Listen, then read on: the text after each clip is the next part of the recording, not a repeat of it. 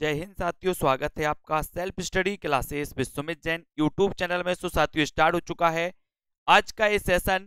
और दोस्तों, अगर अभी तक आपने सेल्फ स्टडी क्लासेस का ऐप डाउनलोड नहीं किया तो सेल्फ स्टडी क्लासेस का ऐप डाउनलोड कर लें और 2020 टेस्ट सीरीज से जुड़ जाएं, जो कि सप्ताह में 2 दिन आपकी करवाई जाती है। ठीक है, तो सभी साथी जुड़ जाएं, बिल्कुल फ्री टेस्ट सीरीज ये होती है। जिन भी साथियों ने अभी तक वीडियो को लाइक नहीं किया है वो वीडियो को लाइक कर दें। और दोस्तों, यहाँ पर एक बढ़िया तरीके से आपको बताना है 2020 टेस्ट सीरीज में, है ना, इससे आपको जुड़ना है। और दोस्तों, यहाँ पर कोर्स लॉन्च किया गया, सेल्फ स्टडी क्लासेस का मॉडल पेपर लॉन्च किए गए हैं, 3000 प्रश्नों की टेस्ट सीरीज। और साथ ही दोस्तों, एक बड़ा सरप्राइज हिंदी साहित्य का निचोड़ कोर्स भी लॉन्च किया गया। हिंदी साहित्य का संपूर्ण कोर्स में अगर आपको एडमिशन लेना है तो आप सेल्फ स्टडी क्लासेस का ऐप डाउनलोड कर सकते हैं, है ना। और दोस्तों, अंतिम ब्रह्मास्त्र टीजीटी पीजीटी का अंतिम ब्रह्मास्त्र, इससे आपको जुड़ना है। ठीक है, इससे आपको जुड़ जाना है। 5000 प्रश्नों की ट्रिकी वीडियो, व्याकरण, निचोड़ क्लासें, है ना। तो पीजीटी में मात्र 599 में इस कोर्स में आप जुड़ सकते हैं दोस्तों, एडमिशन ले सकते हैं। साथ ही पंजाब मास्टर कैडर का एक दोस्तों मॉडल पेपर लॉन्च किया गया है। इस मॉडल पेपर में दोस्तों आपके लिए 4500 क्वेश्चन होंगे, मात्र 599 में आप इसमें एडमिशन ले सकते हैं। और ये जो होंगे वो 30 मॉडल पेपर सिलेबस के अनुसार होंगे। ठीक है, चलिए तो स्टार्ट करते हैं आज का सेशन। सभी लोग तैयार हैं तो एक बार जल्दी से वीडियो को लाइक कर देंगे। और आज का दोस्तों अपना प्रश्न है कि हिंदी साहित्य के इतिहास का प्रथम लेखक कौन है। हिंदी साहित्य के इतिहास का प्रथम लेखक कौन है? जॉर्ज ग्रियर्सन, शिवसेन सेंगर, आचार्य रामचंद्र शुक्ल या फिर गारसादा तासी। हिंदी साहित्य के इतिहास का प्रथम लेखक कौन है, ये आपको चयन करना है। 51 का आंसर बताइए। हिंदी साहित्य के इतिहास का प्रथम लेखक कौन माना जाता है, ये 51 का आंसर आपको चयन करना है दोस्तों। अच्छा क्वेश्चन है, प्रश्न क्रमांक आपका 51 है। हिंदी साहित्य के इतिहास का प्रथम लेखक कौन है, यहां पर आपको बताना है। और सीधा उत्तर है आपका गारसादा तासी, यानी कि आपका जो डी नंबर है, दा नंबर है, वो आपका बिल्कुल सही हो जाएगा, है ना। काशी नागरी प्रचारणी सभा द्वारा हिंदी साहित्य का बृहत इतिहास दोस्तों कितने खंडों में प्रकाशित किया गया, इसका आंसर आपको बताना है ना। विकल्प अनुसार उत्तर आपको बताना है। 52 का आंसर सभी लोग बताएंगे। काशी नागरी प्रचारणी सभा द्वारा हिंदी साहित्य का बृहत इतिहास कितने खंडों में प्रकाशित किया गया, इसका आंसर सभी लोग बताएंगे। 4 विकल्प हैं, विकल्प अनुसार आपको उत्तर बताना है। बताएं क्या हो जाएगा। 52 का आंसर आपका क्या हो जाएगा? काशी नागरी प्रचारणी सभा द्वारा हिंदी साहित्य का बृहत इतिहास कितने खंडों में प्रकाशित किया गया, ये आपका क्वेश्चन है, सभी लोग बताएंगे। और सीधा आंसर आपका जाएगा दोस्तों क्या? डी नंबर, यानी कि 18। डी नंबर आपका बिल्कुल सही हो जाएगा दोस्तों, है ना।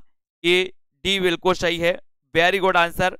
अगले क्वेश्चन की ओर अपन बढ़ेंगे। अगला क्वेश्चन है, हिंदी साहित्य की भूमिका ग्रंथ का लेखक कौन है। हिंदी साहित्य की भूमिका बताना है दोस्तों। आचार्य रामचंद्र शुक्ल हैं, आचार्य हजारी प्रसाद द्विवेदी, डॉक्टर रामकुमार वर्मा या फिर लक्ष्मी सागर वार्ष्णेय। बताएं, प्रश्न क्रमांक आपका 53 है। और हिंदी साहित्य की भूमिका ग्रंथ के लेखक कौन माने जाते हैं? आचार्य रामचंद्र शुक्ल, आचार्य हजारी प्रसाद द्विवेदी, डॉक्टर रामकुमार वर्मा, लक्ष्मी सागर वार्ष्णेय। यानी कि 53 का आंसर। और 53 का आंसर है दोस्तों आपका ये आचार्य हजारी प्रसाद द्विवेदी। ये ग्रंथ लिखा गया था दोस्तों 1940 में। ठीक है, 1940 में। आपका उत्तर बी नंबर बिल्कुल सही है। हिंदी साहित्य के इतिहास लेखन की परंपरा में मिश्र बंधुओं ने किस ग्रंथ द्वारा अपना महत्वपूर्ण योगदान किया, ये आंसर आपको चयन करना है। जल्दी से सभी लोग बताएंगे। हिंदी साहित्य के इतिहास लेखन की परंपरा में मिश्र बंधुओं ने किस ग्रंथ द्वारा अपना महत्वपूर्ण योगदान किया है? मिश्र बंधु विनोद, शिवसेन सरोज, हिंदी शब्द सागर या फिर हिंदी साहित्य। हिंदी साहित्य के इतिहास लेखन की परंपरा में मिश्र बंधुओं ने किस ग्रंथ द्वारा अपना महत्वपूर्ण योगदान दिया, किस ग्रंथ द्वारा दिया है, इसका आंसर आपको चयन करना है। और बहुत ही अच्छा क्वेश्चन है दोस्तों। प्रश्न क्रमांक 54 का आंसर है, इतिहास लेखन की परंपरा में मिश्र बंधुओं ने किस ग्रंथ द्वारा अपना महत्वपूर्ण योगदान दिया है, तब आपका उत्तर हो जाएगा मिश्र बंधु विनोद। लगभग 5000 कवियों का इसमें परिचय दिया गया दोस्तों, ये आपको पता है। और मिश्र बंधु विनोद ये दोस्तों 4 भागों में प्रकाशित है। कितने भागों में? 4 भागों में है। पहले 3 भाग 1913 में, और दोस्तों है ना एक भाग इनका 1934 में प्रकाशित हुआ था, आपको पता होगा है ना। तो ये मिश्र बंधु विनोद यानी कि आपका 1 नंबर बिल्कुल सही आंसर हो जाएगा। हिंदी साहित्य के इतिहास लेखन से पूर्व किस प्रसिद्ध ग्रंथ में हिंदी के विभिन्न कवियों के जीवन वृत्त एवं कृतित्व का परिचय मिलता है? प्रश्न क्रमांक 55, गुरु ग्रंथ साहिब, भक्त नामावली, 84 वैष्णव की वार्ता, या फिर दोस्तों एक और ऑप्शन है आपका श्रृंगार संग्रह, यानी कि 55। बताएं सभी लोग, हिंदी साहित्य के इतिहास लेखन से पूर्व किस प्रसिद्ध ग्रंथ में हिंदी के विभिन्न कवियों के जीवन वृत्त एवं कृतित्व का परिचय मिलता है ना। प्रश्न क्रमांक आपका 55 है। 55 का आंसर आपको चयन करना है, और 55 में आपका उत्तर हो जाएगा 84 वैष्णव की वार्ता, यानी कि सी नंबर आपका बिल्कुल सही है। सा नंबर आपका राइट आंसर हो जाएगा। 84 वैष्णव की वार्ता आंसर आपका सही है दोस्तों, है ना। आचार्य रामचंद्र शुक्ल का इतिहास ग्रंथ हिंदी साहित्य का इतिहास स्वतंत्र पुस्तक से पूर्व किस रूप में प्रकाशित हुआ था? हिंदी शब्द सागर की भूमिका, साहित्य पत्रिका की लेखमाला, पत्रिका के विशेषांक, या फिर साहित्यालोचन। प्रश्न क्रमांक 56 है। आचार्य रामचंद्र शुक्ल का जो इतिहास है दोस्तों, है ना, जो 1929 में प्रकाशित हुआ था, हिंदी साहित्य का इतिहास स्वतंत्र पुस्तक के रूप से पूर्व किस रूप में ये प्रकाशित हुआ था, ये आपको बताना है। तब आपने बिल्कुल सही आंसर बता दिया 56 का, हिंदी शब्द सागर की भूमिका के रूप में, यानी कि आपका उत्तर आ नंबर बिल्कुल सही हो जाएगा। ये नंबर आपका राइट आंसर हो जाएगा, ठीक है। ये नंबर आपका बिल्कुल सही है। अगला क्वेश्चन है, the modern vernacular literature of Hindustan का लेखक कौन है? The modern vernacular literature of Hindustan का लेखक कौन है? 4 विकल्प है हमारे सामने, George Grierson, Garcin de Tassy, रैन वेल्क, या फिर Gilchrist. The modern vernacular literature of Hindustan, है ना, इसके लेखक आपको चयन करना है दोस्तों। 57 का क्वेश्चन आपको चयन करना है। अच्छा क्वेश्चन है। 57 का आंसर आपका जाएगा दोस्तों कौन सा? George, the modern vernacular literature of Grierson of Hindustan, यानी कि आ नंबर आपका बिल्कुल सही है। ये नंबर आपका राइट आंसर हो जाएगा। ये जिन्होंने बताया उनका आंसर सही है। हिंदी साहित्य इतिहास की परंपरा में सर्वोच्च स्थान किस लेखक को मिला? किस लेखक को मिला? रामकुमार वर्मा, शिवसेन सेंगर, रामचंद्र शुक्ल, या फिर धीरेन्द्र वर्मा। हिंदी साहित्य इतिहास की परंपरा में सर्वोच्च स्थान किस लेखक को मिला है, ये आपको चयन करना है। बताएं, प्रश्न क्रमांक 58 का आंसर है। 58 में आपको चयन करना है, हिंदी साहित्य इतिहास की परंपरा में सर्वोच्च स्थान किस लेखक को मिला है। ये आंसर सभी लोग बताएंगे, और सीधा आंसर आपका जाएगा दोस्तों किसको मिला है सर्वोच्च स्थान? रामचंद्र शुक्ल को, यानी कि शाह नंबर आपका बिल्कुल सही, रामचंद्र शुक्ल आपका राइट आंसर हो जाएगा। गारसा दा तासी ने इस्तवार दाला लेतुत्र हिंदुस्तानी ग्रंथ की रचना किस भाषा में की? किस भाषा में की? फ्रेंच, अंग्रेजी, रूसी, या फिर जर्मनी। गारसा दा तासी ने इस्तवार दाला लेतुत्र हिंदुस्तानी ग्रंथ की रचना किस भाषा में की है? इसका आंसर आपको चयन करना है। फ्रेंच भाषा में, अंग्रेजी, रूसी, या फिर जर्मन भाषा में की है। ये 59 का उत्तर आपको लगाना है, और आपका सीधा आंसर जाएगा इस्तवार दाला लेतुत्र हिंदुस्तानी। ये जो ग्रंथ है दोस्तों, ये किस भाषा में लिखा गया? ये लिखा गया आपकी फ्रेंच भाषा में, यानी कि आपका जो ए नंबर है, आ नंबर है, वो बिल्कुल सही है। ये नंबर आपका राइट आंसर हो जाएगा दोस्तों। ये फ्रेंच विद्वान थे गारसा दा तासी, और इस्तवार दाला लेतुत्र हिंदुस्तानी इन्होंने फ्रेंच भाषा में लिखा, यानी कि 1 नंबर आपका सही है। हिंदी साहित्य नामक इतिहास ग्रंथ का संपादन किसने किया? बताएं, किसने किया संपादन? डॉक्टर नगेंद्र ने, डॉक्टर धीरेन्द्र वर्मा, रामकुमार वर्मा, या फिर लक्ष्मी सागर वार्ष्णेय ने। हिंदी साहित्य नामक इतिहास ग्रंथ का संपादन किसने किया? संपादन की बात पूछी गई। अब संपादन की पूछी गई तो दोस्तों आपको पता है प्रश्न क्रमांक 60 में, है ना, हिंदी साहित्य नामक इतिहास ग्रंथ का। और यहां पर 60 का आंसर बताना है।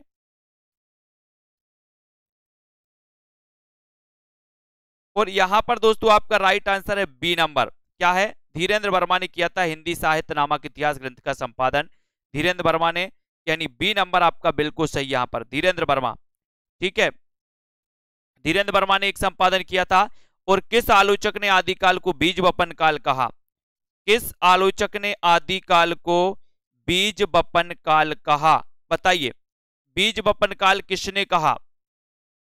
बीज वपन काल आपको बताना है हजारी प्रसाद द्विवेदी, महावीर प्रसाद द्विवेदी, श्याम सुंदर दास या फिर राम कुमार वर्मा। किस आलोचक ने आदिकाल को बीज वपन काल नाम दिया है? प्रश्न क्रमांक 61 में। और 61 में आपका सीधा उत्तर जाएगा महावीर प्रसाद द्विवेदी, महावीर प्रसाद द्विवेदी, यानी कि आपका बी नंबर बिल्कुल सही है। आदिकाल को बीज वपन काल कहा था दोस्तों महावीर प्रसाद द्विवेदी ने। और महावीर ने अहिंसा के बीज बोए। काय के बीज बोए? अहिंसा के। तो बीज से बीज वपन काल और अहिंसा के तो महावीर प्रसाद द्विवेदी, यानी बी नंबर। सरहपाद को हिंदी का प्रथम कवि किसने माना? सरहपाद को हिंदी का प्रथम कवि किसने माना? मिश्र बंधु, गुलेरी, राहुल सांकृत्यायन या फिर हजारी प्रसाद द्विवेदी ने? सरहपा को हिंदी का प्रथम कवि किसने माना है? इसका आंसर आपको बताना है। सभी लोग बताएं। सरहपा दोस्तों आपको पता है ना, सिद्ध साहित्य से संबंधित है। सिद्धों की संख्या 84 है, नाथों की संख्या 9 है ना। उस सरहपा को आपको बताना है। और दोस्तों इनको माना है किसने? राहुल सांकृत्यायन ने, यानी कि आपका सी की तरफ उत्तर जाता है। सी नंबर बिल्कुल सही है। आचार्य रामचंद्र शुक्ल ने हिंदी साहित्य के प्रारंभिक काल को किस नाम से अभिहित कहा? है ना, आचार्य रामचंद्र शुक्ल ने हिंदी साहित्य के प्रारंभिक काल को आपको बताना है दोस्तों। बताइए, शुक्ल जी ने हिंदी साहित्य के प्रारंभिक काल को किस नाम से अभिहित किया? ये आपको बताना है, जल्दी से चयन करना है आपको, है ना। और बढ़िया प्रश्न है दोस्तों, सीधा सीधा आंसर आपका जा रहा है यहां पर कि हिंदी साहित्य के प्रारंभिक काल को इन्होंने क्या कहा? उत्तर है सीधा वीरकाल। वीरकाल यानी बी नंबर आपका, वीरकाल बिल्कुल सही हो जाएगा। ठीक है, प्रारंभिक काल को वीरकाल नाम दिया। हिंदी साहित्य के अंतर्गत किस काल को हिंदी साहित्य का स्वर्ण युग कहा जाता है? किस काल को स्वर्ण युग कहा जाता है? भक्ति काल को, उत्तर मध्यकाल को, उत्तर मध्यकाल या फिर दोस्तों आधुनिक काल को? बताएं, स्वर्ण युग किसे कहा जाता है? ये आपका राइट आंसर है। और सीधा आंसर आपका जाएगा दोस्तों भक्ति काल को। किसे कहा जाता है ना, यहां पर हिंदी साहित्य का स्वर्ण युग कहा जाता है भक्ति काल को। ये आ नंबर जो है, ए नंबर वो बिल्कुल सही आंसर हो जाएगा। ए नंबर राइट आंसर है। आदिकालीन कृति ढोला मारूरा दूहा की गणना किस साहित्य के अंतर्गत की जाती है? आदिकालीन कृति ढोला मारूरा दूहा की गणना किस साहित्य के अंतर्गत की जाती है? रासो साहित्य, जैन साहित्य, सिद्ध साहित्य या फिर लौकिक साहित्य के अंतर्गत? प्रश्न क्रमांक 65 है। 65 का आंसर आपको चयन करना है दोस्तों। ढोला मारूरा दूहा आपसे पूछा गया है। और ढोला मारूरा दूहा की गणना किस साहित्य के अंतर्गत की जाती है? ये क्वेश्चन है आपका। रासो साहित्य, जैन साहित्य, सिद्ध साहित्य या फिर लौकिक साहित्य? यानी कि 65 का आंसर आपका है कि सर लौकिक साहित्य के अंतर्गत आता है ये ढोला मारूरा दूहा, है ना। यानी आपका उत्तर डी नंबर बिल्कुल सही है। डी आपका राइट आंसर। आदिकाल के अंतर्गत सरहपा, लुइपा, सबरपा आदि कवि किस साहित्य से संबंधित हैं? जैन साहित्य से, सिद्ध साहित्य से, लौकिक साहित्य या फिर रासो साहित्य से? आदिकाल के अंतर्गत सरहपा, लुइपा, सबरपा आदि कवि किस साहित्य से संबंधित हैं? प्रश्न क्रमांक आपका 66 है। और 66 में सरहपा, लुइपा, सबरपा आदि जो कवि हैं ये दोस्तों आपका राइट आंसर हो जाएगा 66 में, सिद्ध साहित्य के अंतर्गत। यानी कि आपका जो बी नंबर है वो आपका बिल्कुल सही है। ठीक है, बी जिन्होंने बताया राइट आंसर सिद्ध साहित्य के अंतर्गत आते हैं। आचार्य रामचंद्र शुक्ल के अनुसार हिंदी का प्रथम महाकाव्य बताना है दोस्तों। हिंदी का प्रथम महाकाव्य कौन सा है? बताइए। पृथ्वीराज रासो है, बीसल देव रासो, और संदेश रासक और दोस्तों खुमान रासो। इनमें से आपको चयन करना। बताइए, रामचंद्र शुक्ल के अनुसार हिंदी का प्रथम महाकाव्य जो माना जाता है वो कौन सा माना जाता है, ये आपका क्वेश्चन है। और प्रश्न क्रमांक आपका 67 है, 67 में। और प्रथम महाकाव्य की बात हुई है तो दोस्तों आपको पता है कि सर पृथ्वीराज रासो जो है ये हिंदी का प्रथम महाकाव्य है। इसके रचनाकार की आप बात करोगे तो उत्तर हो जाएगा चंद बरदाई। कौन है? चंद बरदाई। आदिकाल की रूढ़ियों, परंपराओं और प्रवृत्तियों को समझने में किस पुस्तक से सहायता मिलती है? किस पुस्तक से सहायता मिलती? उक्ति व्यक्ति प्रकरण से, प्राकृत पेंगलम से, खालिकबारी या फिर श्रापकाचार से? प्रश्न क्रमांक आपका दोस्तों 68 है। 68 में आपको चयन करना है। रूढ़ियों, परंपराओं और प्रवृत्तियों को समझने में किस पुस्तक से सहायता मिलती है? 68 का आंसर आपको बताना है। और 68 में आपका राइट आंसर हो जाएगा, वो मिलती है दोस्तों प्राकृत पेंगलम। प्राकृत पेंगलम यानी बी नंबर आपका सही है, प्राकृत पेंगलम है ना। इसके लेखक कौन है दोस्तों? इसके लेखक हैं लक्ष्मीधर। कौन माने जाते हैं? लक्ष्मीधर माने जाते हैं, है ना। और ये आपका जो बी नंबर है वो बिल्कुल सही है। पृथ्वीराज रासो का रचयिता किसे माना जाता है? पृथ्वीराज रासो का रचयिता किसे माना जाता है, ये आपको बताना है।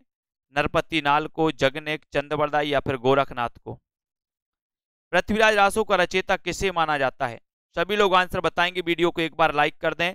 पृथ्वीराज रासो के रचयिता आपको चयन करना है। प्रश्न क्रमांक 69 है और 69 में आपका सीधा उत्तर जाएगा दोस्तों इनकी रचयिता कौन है? चंदबरदाई यानी कि सी नंबर। सी नंबर, सा नंबर आपका बिल्कुल सही है। पृथ्वीराज रासो के रचनाकार चंदबरदाई हैं। सी आपका राइट आंसर। रासो काव्य परंपरा में गे काव्य कौन सा है? गे काव्य कौन सा है? बीसलदेव रासो, परमार रासो, वर्ण रत्नाकर या फिर राहुल बेल?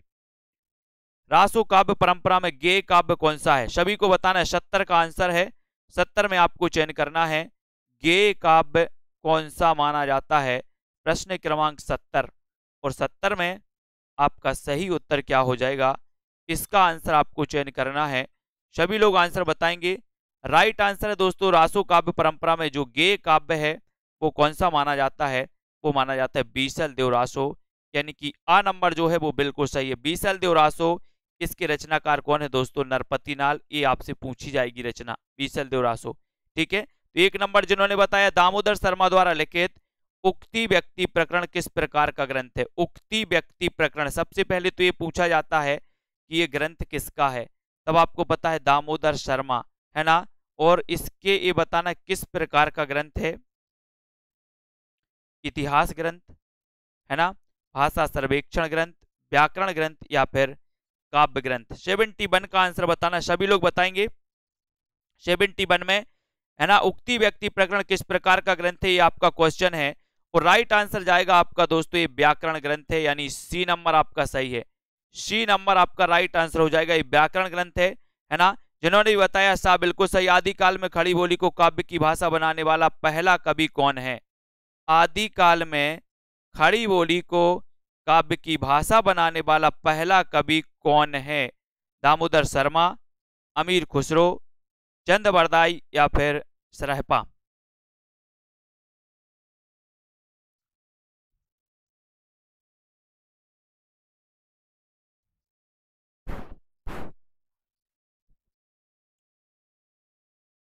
बताएं।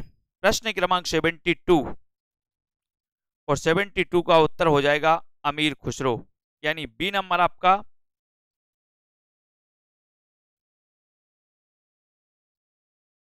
बिल्कुल सही, बहुत बढ़िया, अमीर खुसरो सही है। आदिकालीन शिलांकित कृति का नाम क्या है जिसे गद्य पद्य मिश्रित चंपू काव्य की प्राचीनतम हिंदी कृति माना जाता है? 73 वर्ण रत्नाकर, खालिकबारी, दो शुकने या फिर दोस्तों राहुल बेल? शिलांकित कृति आपको बताना है किसे माना जाता है शिलांकित कृति। प्रश्न क्रमांक 73 है आपका। 73 में आपको चयन करना है शिलांकित कृति का नाम क्या है, और सीधा आंसर आपका जाएगा 73 में क्या जाएगा? राहुल बेल, यानी कि आपका जो डी नंबर है वो बिल्कुल सही है। राहुल बेल आपका राइट आंसर है। शिलांकित कृति है दोस्तों राहुल बेल। ठीक है, वेरी गुड आंसर। अगला क्वेश्चन, अमीर खुसरो किस तरह की रचनाओं के लिए प्रसिद्ध हैं? अमीर खुसरो किस तरह की रचनाओं के लिए प्रसिद्ध हैं? पहेलियां, मुकरियां, गजल, गीत या फिर दोहे? 74 और आपका उत्तर हो जाएगा 74 का कि अमीर खुसरो जो हैं ये गजल के लिए प्रसिद्ध हैं दोस्तों, गजल, यानी आ नंबर आपका राइट आंसर है, ए नंबर। ठीक है,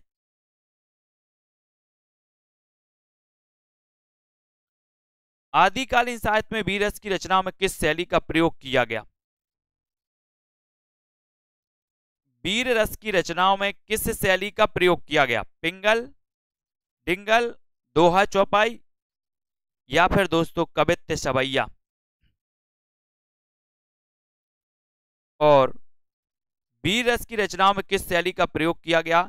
ये 75 का आंसर है। और वीर रस की रचनाओं में दोस्तों आपका उत्तर हो जाएगा डिंगल, है ना, यानी कि आपका 75 में जो आपने बताया है कि सर डिंगल, यानी कि बी नंबर। ठीक है, बी नंबर आपका राइट आंसर हो जाएगा। ठीक है,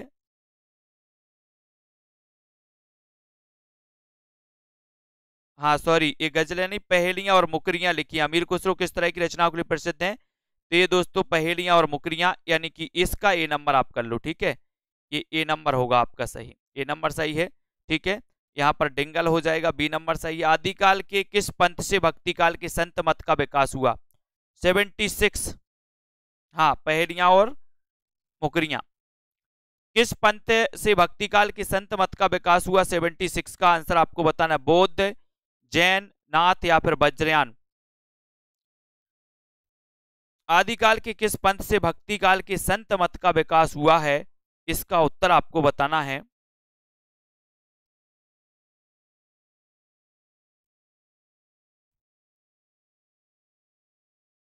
और 76 में आपने बिल्कुल सही आंसर बताया, और वो है दोस्तों किस पंथ से भक्ति काल के संत मत का हुआ है? तो वो हुआ है नाथ पंथ से, है ना। नाथों की संख्या 9, प्रवर्तक है ना गोरखनाथ। बहुत बढ़िया, सी नंबर सही है। रामकुमार वर्मा ने आदिकाल का नामकरण किस रूप में किया? रामकुमार वर्मा ने आदिकाल का नामकरण किस रूप में किया है? अपभ्रंश काल, संधि काल और चारण काल, सिद्ध सामंत काल या फिर अंधकार काल? बताएं।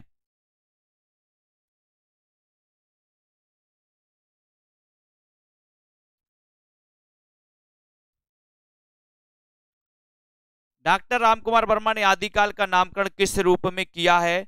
इसका आंसर बताना है। रामकुमार वर्मा की बात होती है तो आपने दोस्तों पढ़ा है कि रामकुमार वर्मा ने और आचार्य ग्रियर्सन ने, ठीक है, तो आपको पता है। ठीक है, यहां पर राइट आंसर है दोस्तों संधि काल और चारण काल, यानी बी नंबर। ठीक है, रामकुमार वर्मा ने आदिकाल का जो नामकरण किया है वो किया है संधि काल और चारण काल नाम से। ठीक है, इन्होंने सबसे पहले संधि काल, है ना, और फिर उसे उसके बाद दोस्तों चारण काल, है ना। चारण काल ग्रियर्सन ने सबसे पहले दोस्तों, और रामकुमार वर्मा ने, इन्होंने चारण काल कहा आदिकाल को। इनको अपन को पढ़ना। नाथ संप्रदाय के प्रवर्तक कौन थे? बताइए। नाथ संप्रदाय दोस्तों, नाथों की संख्या 9 है, ये आपको बताना है। नाथ संप्रदाय के प्रवर्तक कौन थे? नाथ संप्रदाय के प्रवर्तक कौन थे, ये आपको बताना है। गोरखनाथ, गोपीचंद, चौरंगीनाथ या फिर चुड़करनाथ?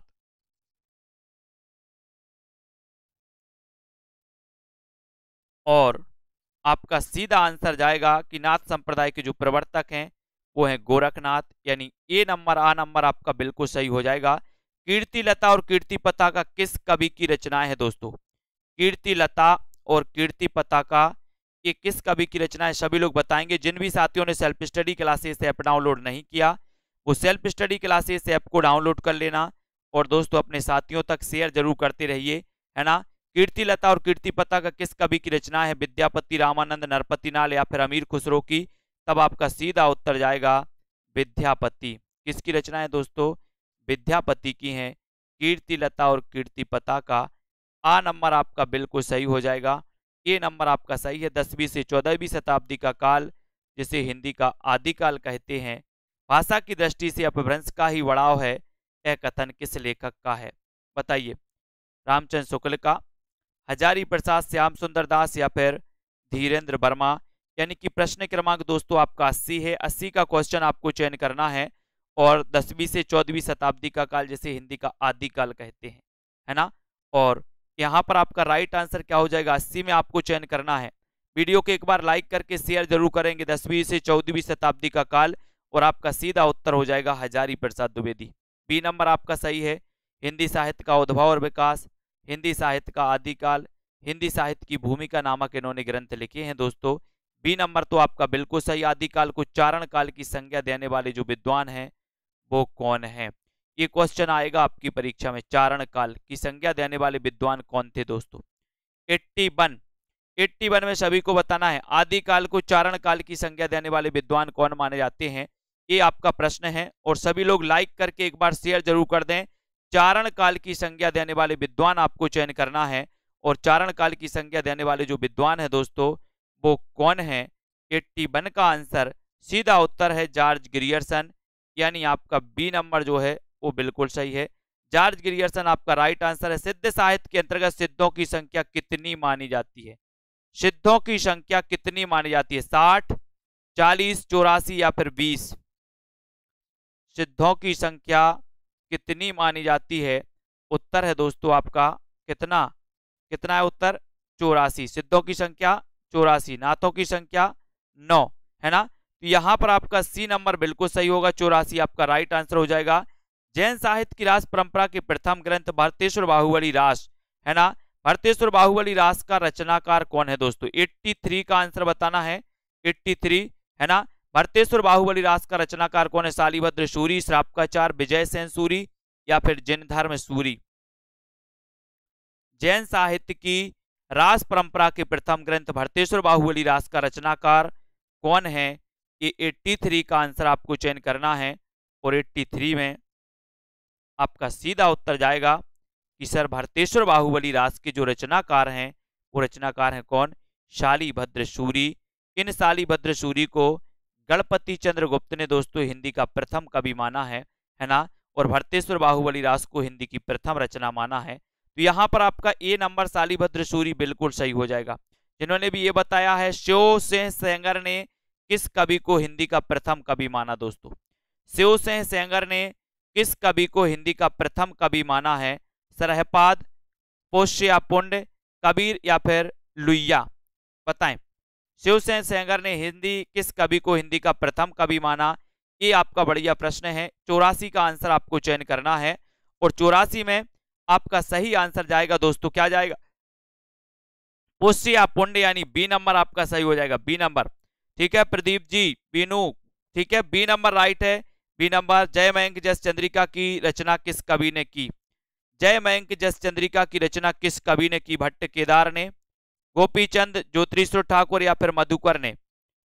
जय मयंक जस चंद्रिका की रचना किस कवि ने की है, इसका आंसर आपको बताना है। 85 का उत्तर आपको चयन करना है। और 85 का आपका सही आंसर क्या हो जाएगा, ये सभी लोग आंसर बताएंगे। और राइट आंसर है दोस्तों आपका क्या, जय मयंक जस चंद्रिका मधुकर कवि की रचना है। डी नंबर आपका सही है, मधुकर कवि आपका राइट आंसर हो जाएगा, है ना। भरथरी जलंधरी पाव कवि किस साहित्य से संबंधित हैं, भरथरी और जलंधरी पाव कवि किस साहित्य से संबंधित है, सिद्ध साहित्य से, नाथ साहित्य, जैन साहित्य या फिर रासो साहित्य से, बताएं। प्रश्न क्रमांक 86 है। 86 का आंसर आपको चयन करना है। भरथरी और जलंधरी पाव कवि किस साहित्य से संबंधित हैं, 86 में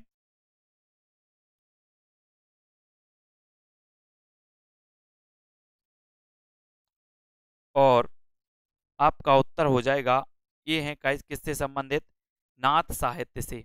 यानी बी नंबर यहां पर आपका राइट आंसर है। बी जिन्होंने बताया उनका आंसर सही है।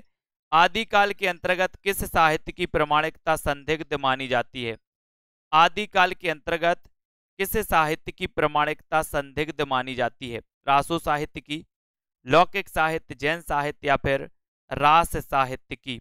आदिकाल के अंतर्गत किस साहित्य की प्रमाणिकता संदिग्ध मानी जाती है, 87 में आपको चयन करना है। वीडियो को एक बार लाइक जरूर कर दें दोस्तों, सभी मित्रों तक शेयर कर लें। जिन भी साथियों ने अभी तक self study classes app download नहीं किया, वो self study classes app download कर लें। 87 का आंसर आपको चयन करना है। और ये दोस्तों किस साहित्य की प्रामाणिकता संदिग्ध मानी जाती है, तो वो साहित्य है रासो साहित्य। कौन सा साहित्य है? रासो साहित्य की प्रामाणिकता संदिग्ध मानी जाती है। आचार्य हजारी प्रसाद द्विवेदी ने गाथा को किस भाषा का मुख्य छंद माना है? गाथा को किस भाषा का मुख्य छंद माना है? पाली, प्राकृत, अपभ्रंश या फिर हिंदी? हजारी प्रसाद द्विवेदी ने गाथा को किस भाषा का मुख्य छंद माना है? ये आपको चयन करना है, 88 का आंसर बताना है। और 88 में आपका सीधा उत्तर जाएगा दोस्तों, क्या जाएगा? आपका उत्तर जाएगा प्राकृत। हजारी प्रसाद द्विवेदी ने गाथा को किस भाषा का मुख्य छंद माना है, तो वो माना है दोस्तों प्राकृत, है ना। यानी कि आपका बी नंबर बिल्कुल सही है, बी आपका राइट आंसर है। ठीक है। 88, वर्ण रत्नाकर किस प्रकार की कृति है? वर्ण रत्नाकर ये किस प्रकार की कृति है, ये आपको बताना है। चंपू काव्य है, गद्य है, व्याकरण है या फिर खंड काव्य है? वर्ण रत्नाकर किस प्रकार की कृति है, इसका आंसर आपको चयन करना है।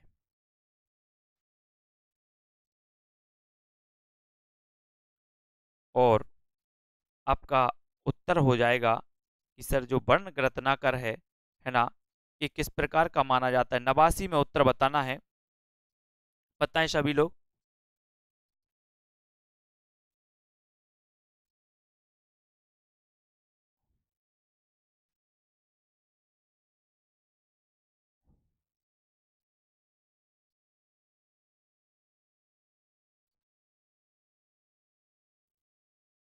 ये गद्य पद्य मिश्रित चंपू काव्य दोस्तों, वर्ण रत्नाकर क्या है ये?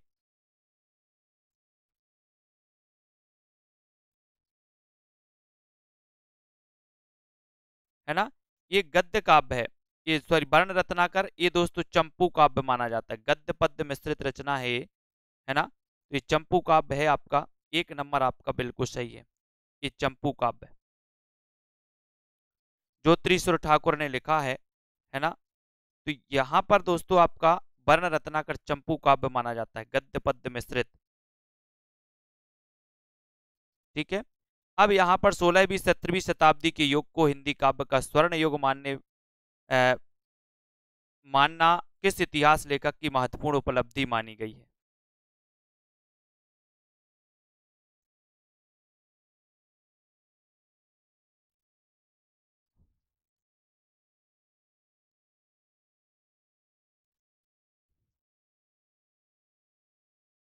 यहाँ पर आपको बताना है जल्दी, भक्ति काल का बताइए फटाक से।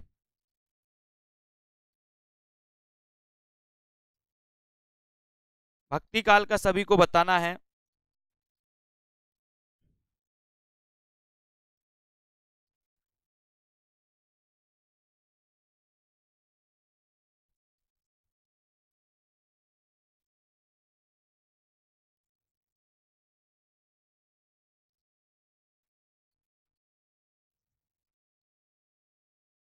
चयन करिए इसको, 16वीं 17वीं शताब्दी का आपको बताना है दोस्तों।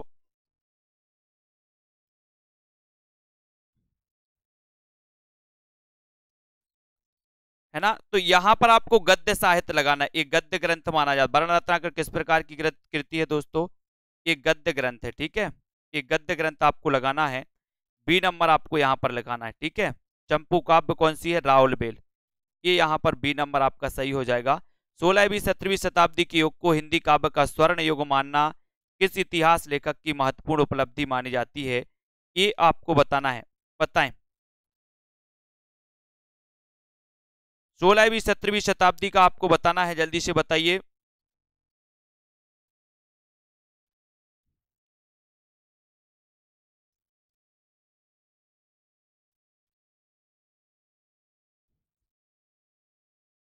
है ना, 16वीं 17वीं शताब्दी के युग को हिंदी काव्य का स्वर्ण युग मानना किस इतिहास लेखक की महत्वपूर्ण उपलब्धि मानी जाती है?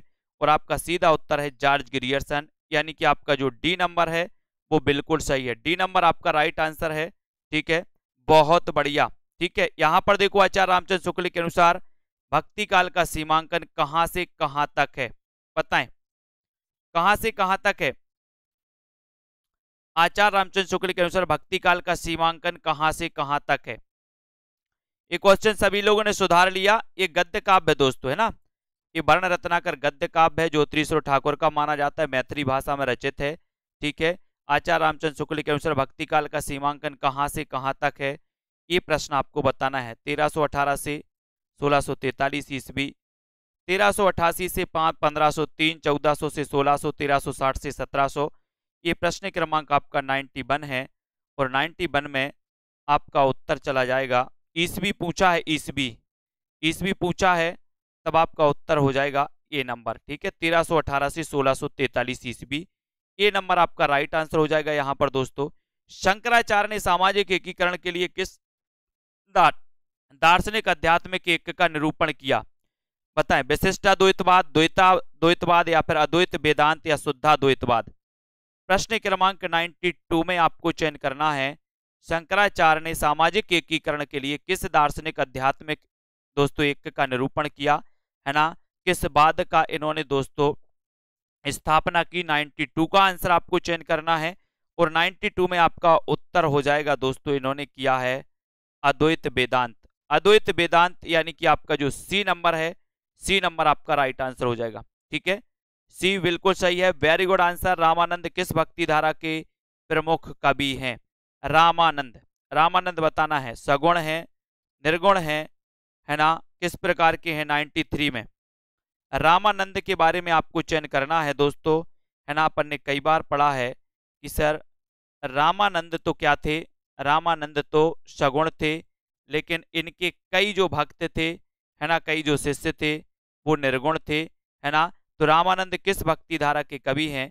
तब आपका उत्तर यहाँ सगुण भक्ति धारा होगा दोस्तों। ये नंबर आपका बिल्कुल सही होगा। ठीक है, 93 में ये नंबर आपका राइट आंसर हो जाएगा। सभी लोग एक बार वीडियो को लाइक जरूर कर देंगे। रामानंद सगुण भक्ति धारा के कवि माने जाते हैं। नाभादास रचित किस ग्रंथ में कबीर के संबंध में उल्लेख मिलता है? कबीर के संबंध में उल्लेख मिलता है, तो 94 में आपको बताना है कबीर के संबंध में किस ग्रंथ में उल्लेख मिलता है, ये आपका क्वेश्चन है। वीडियो को लाइक जरूर कर देना। नाभादास रचित किस ग्रंथ में कबीर के संबंध में उल्लेख मिलता है, ये आपका क्वेश्चन है और सीधा उत्तर आपका जाएगा दोस्तों, क्या जाएगा? भक्तमाल, यानी कि आपका एक नंबर जो है, आ नंबर जो है वो बिल्कुल सही है। ये जिन्होंने बताया उनका आंसर बिल्कुल सही है। कबीर के संबंध में उल्लेख मिलता है तो भक्तमाल आपका राइट आंसर हो जाएगा।